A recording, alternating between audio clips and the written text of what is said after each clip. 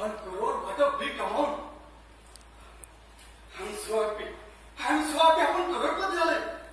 करोडाचे मालक. ओ कमाल माझं. गप्पा बस. हा चाकू केवढा टोचलास मगाशी. I'm sorry.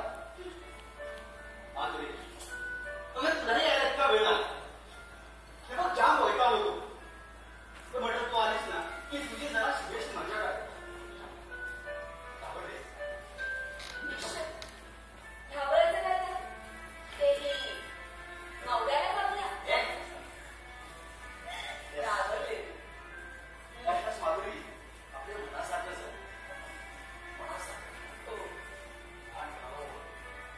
$1 crore, what a big amount. Come on. Celebrate.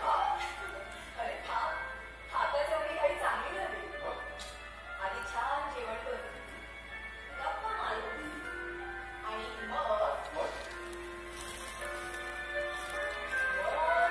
राजरात्रीचे.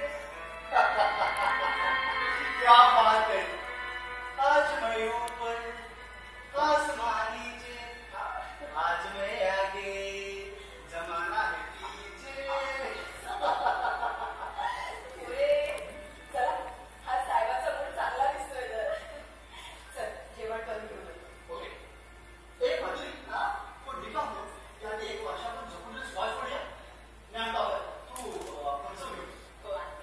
केलं.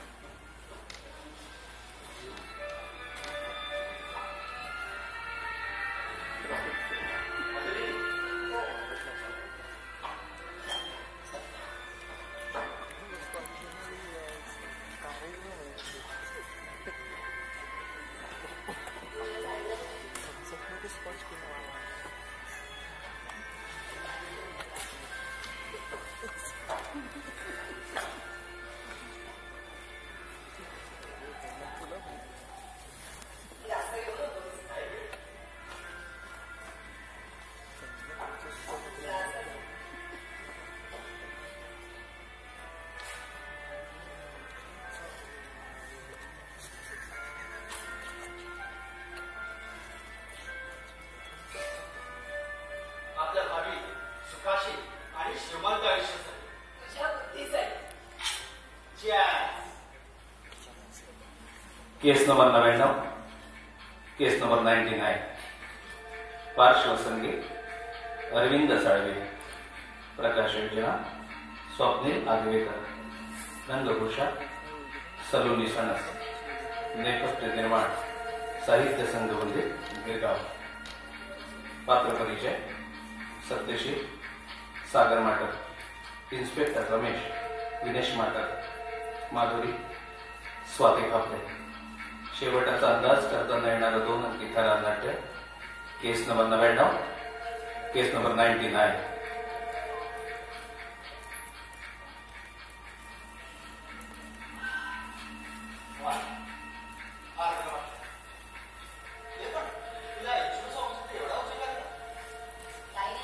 चेक मिळायलाच वेळ येतो. म्हणजे बघ बराच वेळ साहेबच केबिन मध्ये आला ना. नंतर मग तो आल्यावर 50 चौकशा. तुला सांगते सत्यशी, मला ना सासूसारखं तेच सांगून ना कंटाळा आला. आता मला झोपेत जरी कोणी विचारलं ना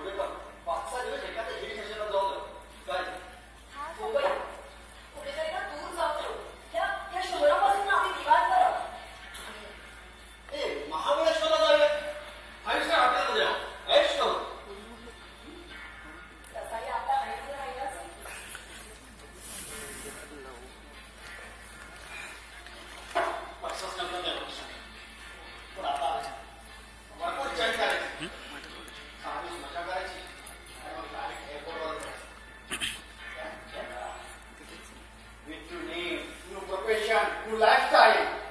Mr. and Mrs. Parikh. Mr. Parikh, computer engineer. And Mrs. Parikh, stereotypist.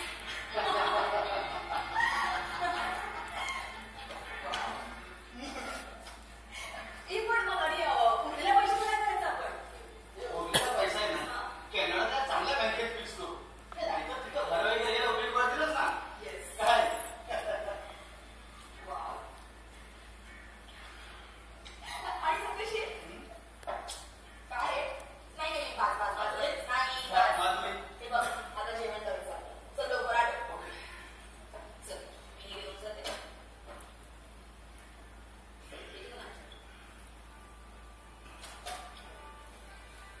लवकर या. Sorry.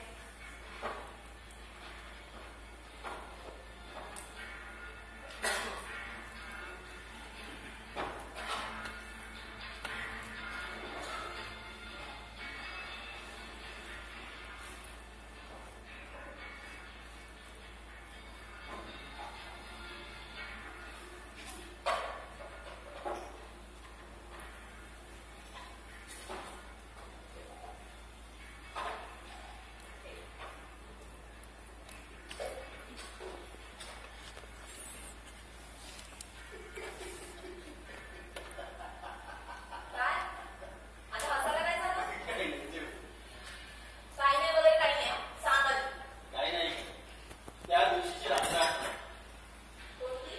त्या दिवशी संग्रहावरून आपण घरी आलो होतो, तेव्हा आपण असे जेवायला बसलो. आणि पहिल्या तासातच मला रडू यायला लागलं. बराच वेळ सांगतच नव्हतीस काय झाले. सांगताच येत नव्हतं. हमसून हमसून ना मग ते रडायलाच येत होतं. खरं सांगू, मला ना टेन्शन आलं होतं आपल्या दोघं करायचं. ते एकदम झालं आणि मग रडायलाच यायला लागलं. ते नंतर समजलं मला. नशीब नंतर टेन्शन आलं तुला. ऍक्च्युअल करून काही टेन्शन आलं असतं ना, तर सगळा प्लॅन चौपट झाला असता. आता 6 महिने जेव्हा ही घटना आठवते ना, तेव्हा मलाच प्रश्न पडतो. किती cold blooded मारलं आपण त्याला. ऍक्च्युअल मारलं नाही म्हणे का? म्हणजे मी काहीच केलं नाही. मी असं म्हणाले का? पण त्या ठिकाणच्या काळात मीच सांगलं ना. मान्य आहे. मी पण अगदी त्यावेळी तुला काय वाटतंय? काय वाटलं? लक्षण वाटलं होतं सोडून द्यावं त्याला. विशेषतः मी तेव्हा त्याला जेव्हा घेतलं आणि तिच्या ओढावर बसून त्याचा गळा दाखवायला लागलो ना, तेव्हा त्याच्या डोळ्यात चमक दिसला मला. आणि मी त्याचा विश्वासघात केलाय हे त्याला कळायचं मला त्याच्या शेवटच्या नंतर दिसलं. तेव्हा वाटलं होतं सोडून द्यावं त्याला. मग का नाही सोडून दिलंस? आणि काय करायचं होतं? सोडून द्यायचंच. तसंही आपण सुखात जगत होतो. सुखात सुखात होतो आपण. होतोच की.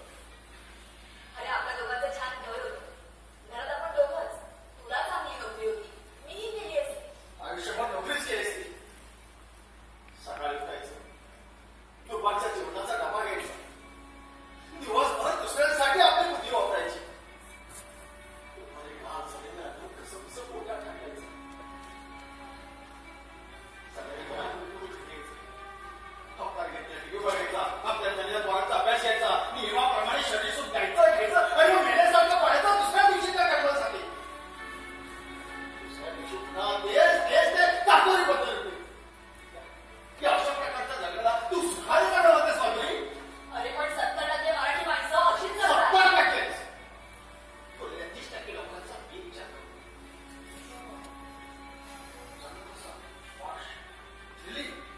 सतत नवीन टेन्शन, एक ताण, सावधपणाचा आपल्याला हवेत जाता आलंच पाहिजे. मेनूकडे वाचून हवेतील पदार्थ ऑर्डर करता आल्याच पाहिजे. पुढच्या सिक्वेन्स मध्ये नाही वाचायचं आणि किंमत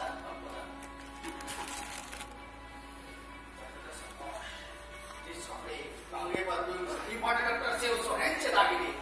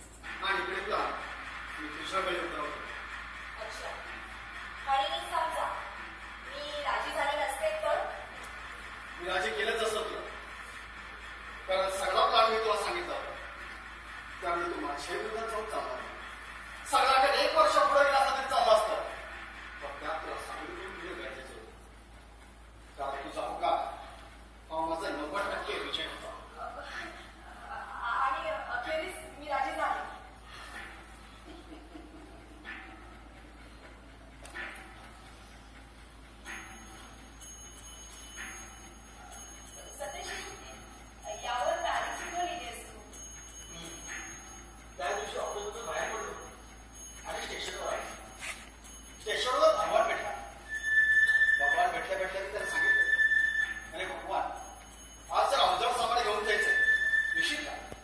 200 रुपये मजूर दे. हो म्हणाला. तू घरी आलास आणि आपण दोघेही घराबाहेर पडलो. 7 ते 9चा 5 पिक्चर आहे.